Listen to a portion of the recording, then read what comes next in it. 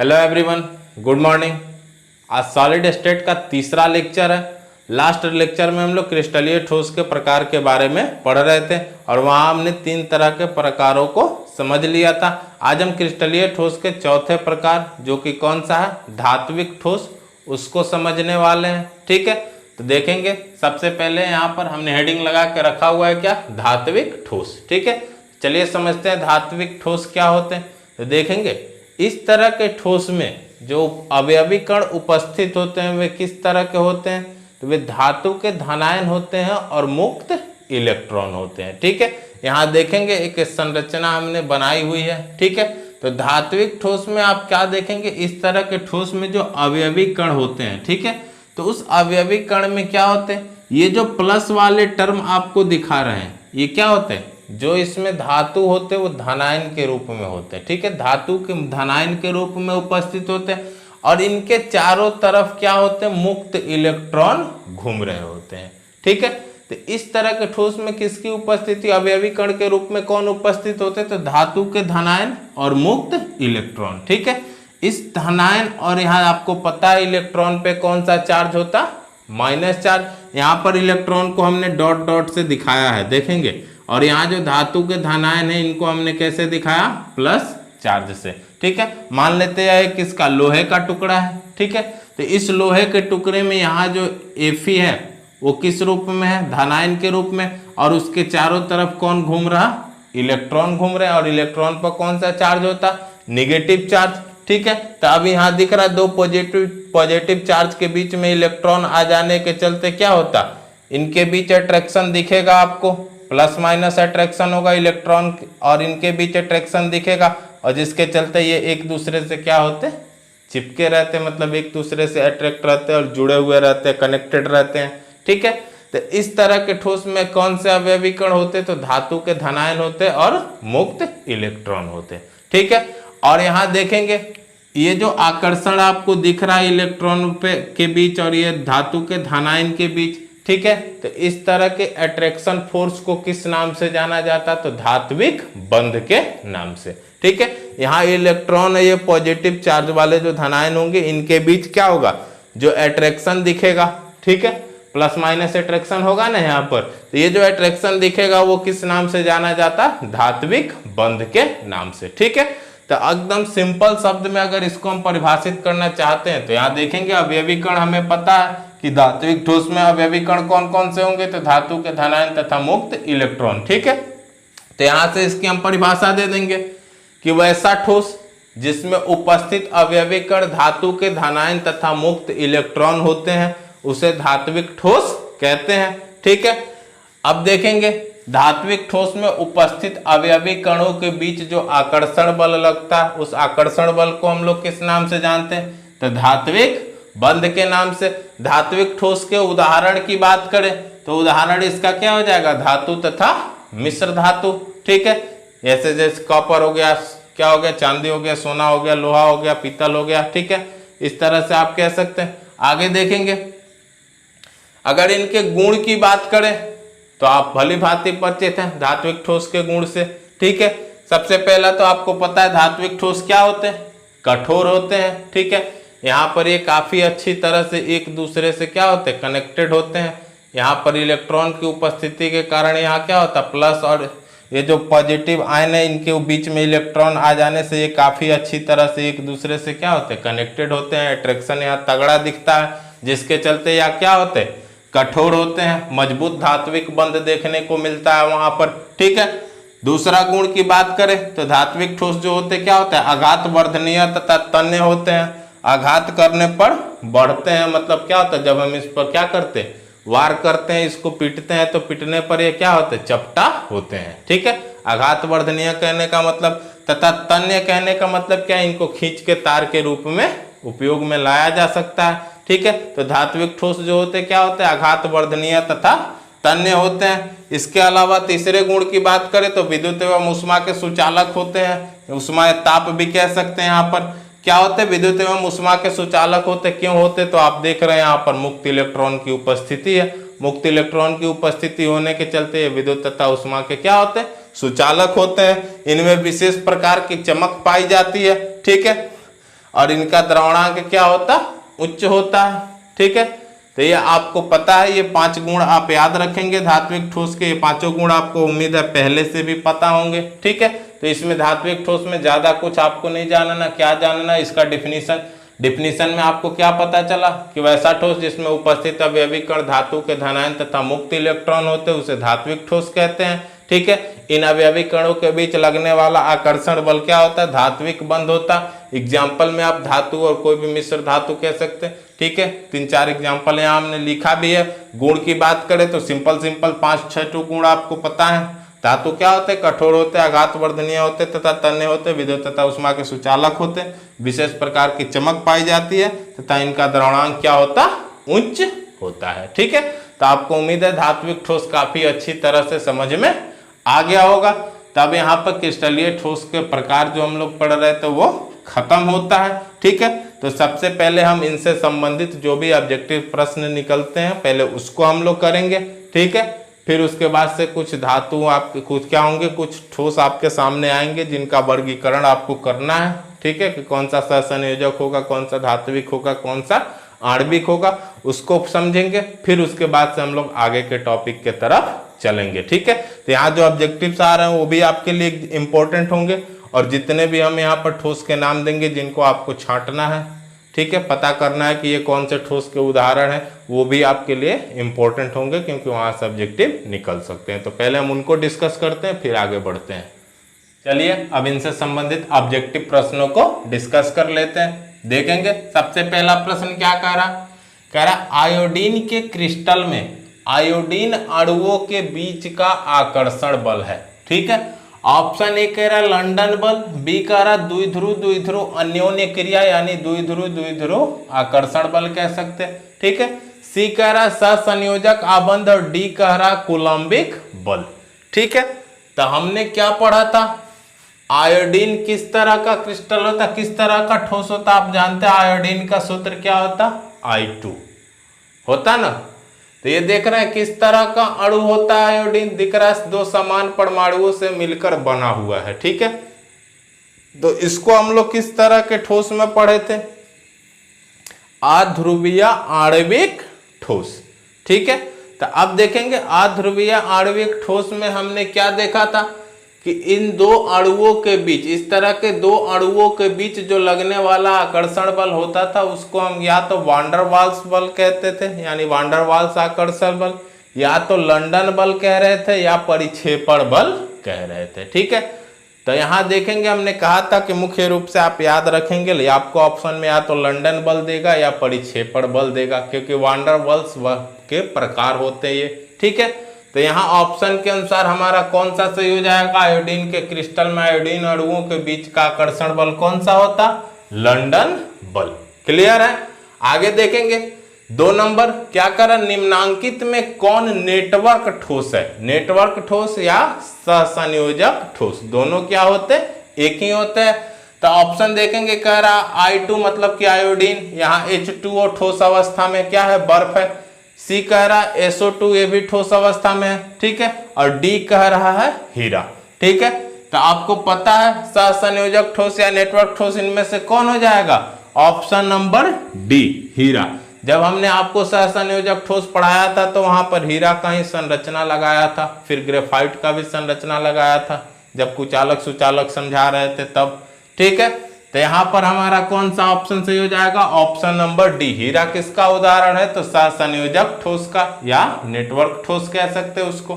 ठीक है, तीसरा देखेंगे, कह रहा है ग्रेफाइट को निम्नांकित में किस प्रकार वर्गीकृत नहीं कर सकते। ठीक है, ऑप्शन कह रहा है चालक ठोस, बी कह रहा है नेटवर्क ठोस, सी कह रहा है सहसंयोजक ठोस, डी कह रहा है आयनिक ठोस। तो हमें पता है ग्रेफाइट विद्युत का सुचालक होता है तो चालक ठोस कह सकते हैं इसको। बी नेटवर्क ठोस या सहसंयोजक ठोस दोनों एक ही होते हैं और इसी के एग्जाम्पल होते हीरा और ग्रेफाइट। ठीक है, तो ए बी सी नहीं हो जाता, किसका, ग्रेफाइट से संबंधित है। कौन सा इससे संबंधित है, किस ग्रेफाइट को किस में हम वर्गीकृत नहीं कर सकते, तो आयनिक ठोस में। तो कौन सा ऑप्शन यहां से हो जाएगा, ऑप्शन नंबर डी। ठीक है, बाकी तीनों में आसानी से ग्रेफाइट को वर्गीकृत कर सकते हैं, यानी कि इन तीनों का उदाहरण ग्रेफाइट हो सकता है। ठीक है, आगे देखेंगे 4 नंबर क्या कह रहा है, सहसंयोजक ठोस में जालक बिंदु को अध्यासित करने वाले कण होते हैं। ठीक है, यहां देखेंगे सहसंयोजक ठोस में क्या करे, जालक बिंदु को अध्यासित करने वाले कण, यानी कहने का मतलब क्या कि ये जो सहसंयोजक ठोस होता है, ठीक है, इसमें जो अवयवी कण होते हैं जो मतलब एक दूसरे से जुड़ के क्या बनाते हैं, ठोस का निर्माण करते हैं। ठीक है, उसी ठोस को यहाँ पर जालक कह दिया गया है। आगे आप जालक पढ़ेंगे तो आपको समझ में आ जाएगा। ठीक है, तो अभी आप ये समझे कि ये आपसे पूछ रहा है कि जो सहसंयोजक ठोस होते हैं उसमें अवयवी कणों के रूप में कौन उपस्थित होते हैं। ठीक है, तो समझ गए आप क्या कह रहे हैं, सहसंयोजक ठोस में जालक बिंदु को अध्यासित करने वाले कण, यानी कि जिन कणों के मिलने से उस ठोस का निर्माण होता है, किसका, सहसंयोजक ठोस का, वो कौन होते, ये आपसे पूछ रहा है। तो ऑप्शन ए कह रहा परमाणु, बी कह रहा आयन, सी कह रहा अणु और डी कह रहा इलेक्ट्रॉन। तो हमें पता है कि सहसंयोजक ठोस में कौन से अवयवी कण उपस्थित होते, क्या होते, परमाणु। ठीक है, ये आपस में जब क्या होते, ये अध्यासित मतलब मिलते हैं एक दूसरे से, तब किसका निर्माण करते, सहसंयोजक ठोस का। तो यहां पर कौन सा ऑप्शन हो जाएगा, ऑप्शन नंबर ए। ठीक है, सहसंयोजक ठोस में जालक बिंदु को अध्यासित करने वाले कण कौन होते, परमाणु। क्लियर, आगे देखेंगे 5वां कह रहा है आयोडीन है आयनिक ठोस, परमाणविक ठोस, आणविक ठोस, सहसंयोजक ठोस।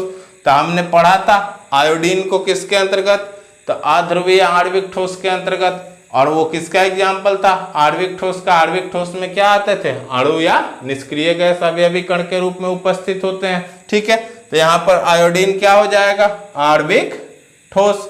ठीक है, 6ठा देखेंगे, कह रहा है ग्रेफाइट है। तो अभी हमने देखा ग्रेफाइट क्या था, ऑप्शन तक कह रहा आणविक ठोस, सहसंयोजक ठोस, आयनिक ठोस, धात्विक ठोस।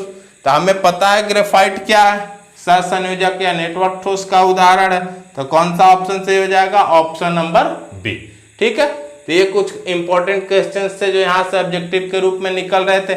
इसी तरह के ऑब्जेक्टिव से यहाँ से बनते हैं। तो हमें नहीं लग रहा कि ऐसा कोई ऑब्जेक्टिव पूछे तो आप छोड़ के आएंगे। ठीक है, इतनी अच्छी तरह से आप चीजों को समझ रहे हैं। ठीक है, तो आप चलेंगे इससे संबंधित हम लोग कुछ और क्वेश्चंस करते हैं। वहां पर हम आपको क्या करेंगे, कुछ ठोस का नाम लिखेंगे। ठीक है, और बगल में हम उनका क्या लिख देते हैं, किस ठोस के एग्जाम्पल है उसको हम लोग समझ लेते हैं। ठीक है, सब लोग यहाँ ध्यान देंगे। प्रश्न क्या लिखा हुआ है, अंतर आणविक बलों की प्रकृति के आधार पर निम्नलिखित ठोसों को वर्गीकृत करें। ठीक है, ये आपके लिए क्या रहेगा, HW। ठीक है, इसका जवाब आपको खुद से करना है। PDF में हमने जवाब दे दिया है, लेकिन कोई चीटिंग नहीं करेगा क्योंकि अभी हम यहाँ पर आपको समझा रहे हैं। ठीक है, समझने के बाद सबका जवाब आप खुद से करेंगे, फिर आप वहां से चेक करेंगे। ठीक है, देखेंगे 1 नंबर क्या कह रहा, पोटेशियम सल्फेट। ठीक है, तो यहां देख रहे हैं इसका सूत्र क्या होता है, K2SO4। तो यह किस तरह का ठोस है। ठीक है, तो यहां देख रहे हैं ये K2 और SO4, इन दोनों के बीच किस तरह का अट्रैक्शन फोर्स है, इलेक्ट्रोस्टैटिक अट्रैक्शन फोर्स। कहने का मतलब क्या कि ये इन दोनों को जब आप अलग अलग करेंगे तो ये आयन के रूप में टूटेंगे। ये होगा 2K प्लस के रूप में और ये टूटेगा SO4 माइनस 2 के रूप में। देख रहे हैं इस ठोस में जो उपस्थित अवयवी कण है कौन सा है, आयन, इसलिए इसको हम कौन सा ठोस कहेंगे, आयनिक ठोस। क्लियर है। दूसरा देखेंगे टीन। टीन क्या है, धातु है, और धातु और मिश्र धातु किसका एग्जाम्पल होता था, धात्विक ठोस का। तो टीन कौन सा ठोस हो जाएगा, धात्विक ठोस। तीसरा देखेंगे, कह रहा बेंजीन। बेंजीन का सूत्र C6H6। देख रहे हैं यहाँ कार्बन और हाइड्रोजन है। ठीक है, बेंजीन क्या है, कार्बन और हाइड्रोजन यहाँ पर दिख रहा है, C6H6 सूत्र होता है और ये हाइड्रोकार्बन है। ठीक है, तब ये देख रहा है C6H6 क्या है, अणु है, अणु के रूप में है, और हाइड्रोकार्बन जो होते हैं अध्रुवीय होते हैं। ठीक है, तो यह किस तरह के ठोस के एग्जाम्पल में जाएगा। अगर सिंपल आणविक ठोस लिखना हो तो आणविक ठोस लिख देंगे, अगर उसके प्रकार के रूप में लिखना है तो अध्रुवीय आणविक ठोस हम लिखेंगे। क्या लिखेंगे, अध्रुवीय आणविक ठोस, क्योंकि हाइड्रोकार्बन क्या होते हैं, अध्रुवीय होते हैं, आप जानते हैं। ठीक है, आगे देखेंगे 4 नंबर कह रहा है यूरिया। ये दिख रहा क्या है, अणु है। सूत्र इसका क्या होता है, NH2CO NH2। कुछ तोड़ के लिखते तो हम लोग इस तरह से लिखते हैं, ठीक है। तो ये भी दिख रहा अणु है, तो आणविक ठोस का एग्जाम्पल है। अगर उसके प्रकार की बात करें तो किस तरह के प्रकार में जाएगा, अध्रुवीय की ध्रुवीय वाला में।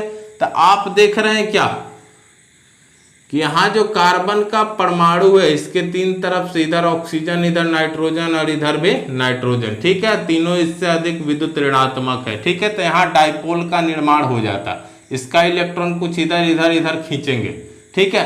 डाइपोल का निर्माण हो जाता है, इसलिए इसको क्या कहेंगे हम, ध्रुवीय आणविक ठोस, ठीक है। तो यूरिया क्या हो जाता है, ध्रुवीय आणविक ठोस। अगला देखेंगे 5 नंबर क्या कह रहा, जल। सूत्र H2O। और आपको पता है यहाँ पर दिख रहा हाइड्रोजन के साथ कौन आ रहा, ऑक्सीजन। हमने कहा था हाइड्रोजन के साथ फ्लोरीन, ऑक्सीजन और नाइट्रोजन, तीनों में से कोई आए तो क्या बनता है, हाइड्रोजन बंध। तो ये दिख रहा है ये कौन सा अणु है, H बंधन बनाने वाला अणु है, ठीक है। तो इसलिए ये कौन से ठोस का एग्जाम्पल हुआ, तो H बंधन युक्त आणविक ठोस, ठीक है। तो इसका क्या हो जाएगा, H बंधन युक्त आणविक ठोस। अगर सिर्फ आणविक ठोस लिखना होता तो हम आणविक ठोस ही लिख देते, ठीक है। आगे देखेंगे, कह रहे जिंक सल्फाइड, ठीक है। तो ये देखेंगे, ये टूटता है Zn+2 के रूप में और S-2 के रूप में, देख रहे हैं 2 आयन आपको दिख रहे हैं। तो इस तरह के ठोस में उपस्थित अवयवी कण क्या होते हैं, आयन होते, इसलिए इसको क्या कहा जाता है, आयनिक ठोस। आगे चले, ग्रेफाइट, आपको पता है किसका एग्जाम्पल है, सहसंयोजक ठोस या नेटवर्क ठोस का, क्लियर है। आगे देखेंगे क्या होता, रुबिडियम। आपको पता है रुबिडियम क्या होता, वर्ग 1 का तत्व है, और वर्ग 1 के तत्व आपको पता है क्या होते हैं, धातु होते हैं। तो ये क्या हो जाएगा, धात्विक ठोस। अगला देखेंगे कौन सा है, आर्गन। आर्गन क्या होता, निष्क्रिय गैस होता या अक्रिय गैस कह सकते हैं। तो हम लोग किसके अंतर्गत, इस तरह के जो आर्गन, ये जो निष्क्रिय गैस होते हैं, इनमें जो उपस्थित अवयवी कण होते, ठीक है। तो ये क्या होते, इनके बीच किस तरह का अट्रैक्शन फोर्स होता, तो हमने पढ़ा था क्या होते, लंदन बल कार्य कर रहा होता है या वांडरवाल फोर्स ऑफ अट्रैक्शन उसको हम कह रहे थे। और अध्रुवीय आणविक ठोस के अंतर्गत हम लोग देख रहे थे निष्क्रिय गैस, मतलब वैसा ठोस जिसमें उपस्थित अवयवी कण क्या होते थे, या तो अध्रुवीय अणु होते थे या निष्क्रिय गैस होते थे। तो उसको हम लोग क्या कहते थे, अध्रुवीय आणविक ठोस। तो आर्गन क्या है, निष्क्रिय गैस है। तो ये किस तरह के ठोस के अंतर्गत आएगा, तो अध्रुवीय आणविक ठोस के अंतर्गत। आगे देखेंगे, यहां क्या दिख रहा, सिलिकॉन कार्बाइड। इसका भी हमने आपको बताया था, ये किसके अंतर्गत आएगा, सहसंयोजक ठोस के अंतर्गत। ये दोनों परमाणु जो होते हैं आपस में किससे जुड़े होते, सहसंयोजक बंधन से, ठीक है। अगला देखेंगे 11 नंबर क्या है, लिथियम ब्रोमाइड। तो लिथियम ब्रोमाइड किस तरह के ठोस का एग्जाम्पल होगा, तो ये दिख रहा है LiBr, ये टूटता है Li+ के रूप में और ये टूटता Br- के रूप में, दोनों आ जाते किस रूप में, आयन के रूप में। तो इसमें उपस्थित अवयवी कण कौन से हैं, आयन है, इसलिए यह क्या हो जाएगा, आयनिक ठोस। आगे देखेंगे, अगला क्या है, पीतल, ठीक है। तो हमें पता है पीतल किससे मिलकर बना होता, कॉपर और जिंक का मिश्रण होता है, ठीक है। यह क्या है, मिश्र धातु है। और धातु और मिश्र धातु किस तरह के ठोस के अंतर्गत आते थे, तो हमने पढ़ा धात्विक ठोस के अंतर्गत। धात्विक ठोस के एग्जाम्पल हमने में इनको लिखाया था कि धात्विक ठोस में उपस्थित अवयवी कण क्या होते हैं, धातु या मिश्र धातु होते हैं। तो पीतल मिश्र धातु है, तो ये कौन सा ठोस हो जाएगा, धात्विक ठोस के अंतर्गत जाएगा। आपको पता है फिर आया अगला कौन सा, आयोडीन। तभी हमने थोड़ी देर पहले ही पढ़ा ऑब्जेक्टिव करते समय। आयोडीन क्या होते हैं, अध्रुवीय आणविक ठोस होते हैं, ठीक है। तो उम्मीद है आपको काफी अच्छी तरह से समझ में आ गया होगा। तो इसका जवाब अब आप लोग खुद से करेंगे, ठीक है। कोई चीटिंग नहीं करेगा, खुद से करने के बाद आप लोग PDF से मिलाएंगे। अब चलिए आगे के टॉपिक को सीखते हैं। सब लोग यहाँ ध्यान देंगे। अपना अगला टॉपिक कौन सा है, क्रिस्टल जालक। देखेंगे इसको अन्य किन किन नामों से जाना जाता, तो रवा जालक के नाम से भी, या त्रिविम जालक या स्थान जालक के नाम से भी जाना जाता है। इंग्लिश में इसको हम लोग क्या कहते हैं, क्रिस्टल लैटिस या स्पेस लैटिस, ठीक है। तो समझेंगे क्रिस्टल जालक क्या होते हैं। देखेंगे हमें क्या पता है कि कोई भी ठोस होता है वो क्या होता, अवयवी कणों से मिलकर बना होता है। ठीक है, और ठोस पदार्थ में जो अवयवी कण उपस्थित होते हैं वे कौन कौन से होते हैं, या तो परमाणु होंगे या अणु होंगे या आयन होंगे।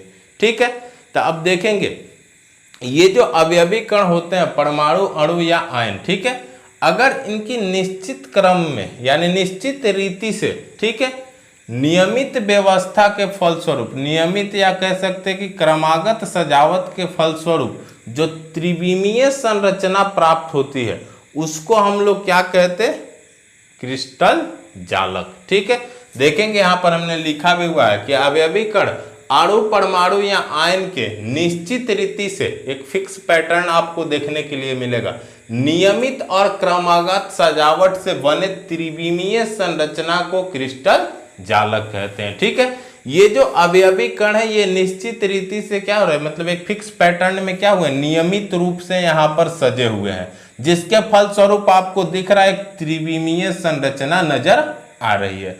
तो यही त्रिविमीय संरचना किस नाम से जानी जाती है, क्रिस्टल जालक के नाम से। ठीक है, और यहां देखेंगे इस क्रिस्टल में हर एक वो पॉइंट जहां आपको हमने गोल बनाया हुआ है, हर एक वो बिंदु ये जहां गोल गोल दिखाई दे रहा है, इसमें उपस्थित जो भी अवयवी कण, मतलब हर एक को ये जो बिंदु दिख रहा है यहाँ कौन उपस्थित होंगे, अवयवी कण, वो चाहे अणु हो, चाहे परमाणु हो या आयन हो। ठीक है, तो हर एक वो बिंदु जिसमें अवयवी कण पाए जाते हैं, ठीक है, किसमें, इस क्रिस्टल के अंदर, उनको किस नाम से जाना जाता है, तो जालक बिंदु के नाम से, जिसको इंग्लिश में क्या कहते हैं, लैटिस पॉइंट। ठीक है, तो यहां देखेंगे किसी क्रिस्टल में उपस्थित वैसा बिंदु जिसमें अवयवी कण पाए जाते हैं उसे क्या कहा जाता है, जालक बिंदु। तो ये दिख रहा है जहां जहां हमने ये गोल बनाया, ठीक है, हर एक जगह इस क्या हुआ, ये सारे दिख रहे हैं अवयवी कण जो भी यहाँ होंगे एक फिक्स पैटर्न में सजे हुए हैं। ठीक है, इनके निश्चित रीति से नियमित सजावट से क्या ये त्रिविमीय संरचना प्राप्त हो रही है, जिसे हम क्रिस्टल जालक कह रहे हैं। तो यहाँ जो ये अवयवी कण, ये जो गोला हमने बनाया हुआ है, ये सब जगह पर किसकी उपस्थिति होगी, अवयवी कण की। यहाँ पर सारे जगह क्या पाया जाएगा, अवयवी कण। तो इस जगह को क्या कह दिया जाता है, जालक बिंदु। ठीक है, तो देखेंगे कुछ इस तरह की संरचना देखने को मिलती है किसकी, त्रिविमीय जालक की, यानी कि एक्स अक्ष, वाई अक्ष और जेड अक्ष में। कहने का मतलब क्या, कुछ इस तरह की संरचना। यहाँ से अगर हम एक भाग निकाल दें तो आपको कुछ इस तरह की संरचना देखने के लिए मिलेगी, एक्स अक्ष, वाई अक्ष और जेड अक्ष, यानी तीनों अक्ष में त्रिविमीय संरचना देखेंगे। यहाँ समझेंगे, यहाँ से देखेंगे, इसको अगर हम मूल बिंदु मानते हुए तो ये लाइन को आगे बढ़ाएंगे तो ये किधर को जाएगा, एक्स अक्ष के तरफ। ठीक है, इसको ऐसे हम खींचे तो किधर को जाएगा, वाई अक्ष के तरफ, और इसको ऐसे हम कर दें तो ये किधर को जा रहा, जेड अक्ष। ठीक है, तो कुछ इस तरह की त्रिविमीय संरचना आपको देखने को मिलती है। ठीक है, अब ये फिगर बनाने में आपको थोड़ी कठिनाई हो सकती है, एक बार ध्यान देंगे लोग सीख लेंगे, जल्दी जल्दी में बता दे रहे हैं आपको। सबसे पहले आप क्या करेंगे, एक ठो ऐसे वर्ग बना लेंगे। ठीक है, ध्यान से देखेंगे किस तरह से बनाएंगे वैसी संरचना, एक वर्ग बना लेंगे। अब क्या करेंगे, आप इसको बीच से ऐसे 4 भाग में बांट देंगे। यहां तक क्लियर है। अब एक इसके सेंटर में एक पॉइंट ले लेंगे और एक पॉइंट आप इधर ले लेंगे, मतलब जितना इधर से छोड़ रहे हैं उतना इधर बढ़ा लेंगे और इनको मिला देंगे। ठीक है, अब क्या करेंगे, इधर से थोड़ा नीचे के तरफ ऐसे खींच देंगे एक लाइन, और एक लाइन इधर से आप खींच लेंगे इसके नीचे के तरफ। ठीक है, अब फिर आप यहां से इनको क्या करिए, मिला दीजिए। क्लियर है। अब यहां इसके सेंटर से क्या करिए, मतलब ये जो लाइन है इसके सेंटर से क्या करिए, एक लाइन आप यहां खींच लीजिए इसको मिलाने के लिए। ठीक है, और एक लाइन आप फिर आप इसके बीच से खींचिए यहां से, और ये आप क्या करिए, इसको मिला दीजिए। क्लियर है, यहां तक कोई दिक्कत है। अब देखेंगे, अब यहां से अब हम इन सबको क्या करेंगे, ऐसे मिला देंगे इधर वाले को। फिर ये जो दिख रहा है इसको आप ऐसे मिला देंगे, ये जो दिख रहा है इसको आप ऐसे मिला देंगे। फिर यहाँ ये जो दिख रहा है इसको आप ऐसे यहाँ पर मिलाएंगे, ठीक है। फिर आपको ये जो दिख रहा है यहाँ पर इसको आप मिला देंगे, और फिर ये वाले को यहाँ पर, फिर इसको आप मिलाएंगे यहाँ पर, इसको मिलाएंगे यहाँ पर, और इसको मिलाएंगे यहाँ पर, ठीक है। देख रहे हैं बन गए वैसी आकृति। अब यहाँ पर जहाँ जहाँ आपने मिलाया है वहाँ पर आप क्या दिखा देंगे, गोल गोल बिंदु। कहने का मतलब क्या कि इस बिंदु को हम क्या कहेंगे, अरे यहाँ नहीं ना, यहाँ मिलाए है ना, यहाँ बैठाएंगे। इन सब बिंदु को हम लोग क्या कहेंगे, जालक बिंदु। क्यों? क्योंकि यहाँ किसकी उपस्थिति है, अवयवी कणों की, ठीक है। तो इस तरह से इसकी संरचना बनाई जाती है। उम्मीद है आप लोग सीख गए होंगे। जहाँ जहाँ हमने मिलाया था लाइन को वहाँ वहाँ हमने क्या कर दिया, गोल बना दिया। किसको दिखाने के लिए, जालक बिंदु को, क्योंकि ये क्रिस्टल में उपस्थित वैसा बिंदु होंगे जहाँ पर किसकी उपस्थिति होगी, अवयवी कणों की, ठीक है। तो ये जो संरचना बनी इसको हम लोग क्या कहते हैं, क्रिस्टल जालक। ये कब प्राप्त होती, जब अवयवी कण क्या होते हैं, निश्चित रीति से नियमित क्रम में या क्रमागत, क्या होता है, नियमित और क्रमागत सजावट से जो त्रिविमीय संरचना प्राप्त होती उसी को हम क्या कहते हैं, क्रिस्टल जालक कहते हैं, ठीक है। तो अब इस तरह की संरचना आप आसानी से बना लेंगे, ठीक है। तो आज के लेक्चर को हम लोग यहीं पर लास्ट करते हैं, फिर अगले लेक्चर से आगे की चीज़ों को कंटिन्यू करेंगे, ठीक है। आगे के 2-3 लेक्चर में जो भी टॉपिक्स आने वाले हैं वो आपके लिए काफ़ी महत्वपूर्ण होंगे, क्योंकि 2-3 साल से वहाँ से ऑब्जेक्टिव पूछे जा रहे हैं काफ़ी ज़्यादा, ठीक है।